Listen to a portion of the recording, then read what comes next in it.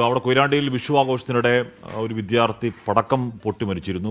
ആ വിദ്യാർത്ഥിയുടെ പോസ്റ്റ്മോർട്ടം ഇന്നാണ്. കൊരങ്ങാട് സ്വദേശി അദ്വൈതാണ് മരിച്ചത്. യൂട്യൂബ് നോക്കി സ്റ്റീൽ പാത്രത്തിനുള്ളിൽ ഗുണ്ടുവെച്ച് പൊട്ടിക്കാൻ ശ്രമിക്കുന്നതിനിടെ കയ്യിലിരുന്ന് പൊട്ടിത്തെറിക്കുകയായിരുന്നു. അനീഷ് ദേവസ്യ വാർത്തയോട് ചേരുന്നു. അനീഷ്, ഗുണ്ട് എന്ന് പറയുന്ന പടക്കം തന്നെ കുറച്ച് അപകടം പിടിച്ച സാധനമാണ്. അപകടത്തിന് കാരണം എന്താണ് ഉണ്ടായത് അനീഷ്?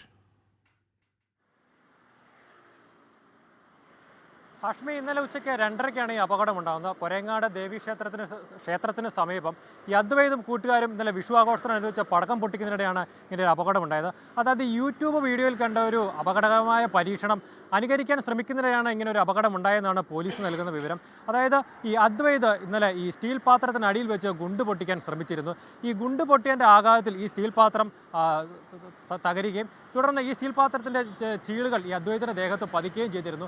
ഈ നെഞ്ചിലേറ്റ ഒരു പരിക്കാണ് അദ്വൈതിൻ്റെ മരണകാരണമെന്നാണ് ആശുപത്രി അധികൃതർ വ്യക്തമാക്കുന്നത്. ഇത് അദ്വൈതിനൊപ്പം മറ്റൊരു വിദ്യാർത്ഥിനിക്ക് കൂടി പരിക്കേറ്റിരുന്നു. ആ വിദ്യാർത്ഥിനിയെ ഇന്നലെ കൊയിലാണ്ടി താലൂക്ക് ആശുപത്രിയിൽ പ്രവേശിച്ചിട്ടുണ്ട്.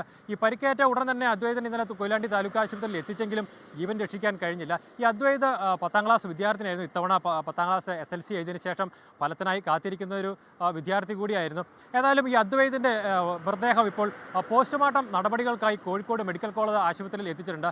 ഇന്ന് ഉച്ചയ്ക്ക് 12 മണിയോടുകൂടി പോസ്റ്റ്മോർട്ടം നടപടികൾ പൂർത്തിയാക്കിയ ശേഷം മൃതദേഹം വീട്ടുകാർക്ക് വിട്ടു നൽകും. ഏതായാലും ഈ യൂട്യൂബിൽ ഇത്തരം ഈ അപകടകരമായ ഓരോ വീഡിയോസും കണ്ടതിന് ശേഷം ഈ അനുകരിക്കാൻ ശ്രമിക്കുന്നത് എത്രമാത്രം അപകടം വിളിച്ചു വരുത്തും എന്നതിൻ്റെ ഒരു ഉത്തമ ഉദാഹരണമാണ് ഇന്നലെ കൊയിലാണ്ടിയിൽ കാണാൻ കഴിഞ്ഞത്. ഹാഷ്മി,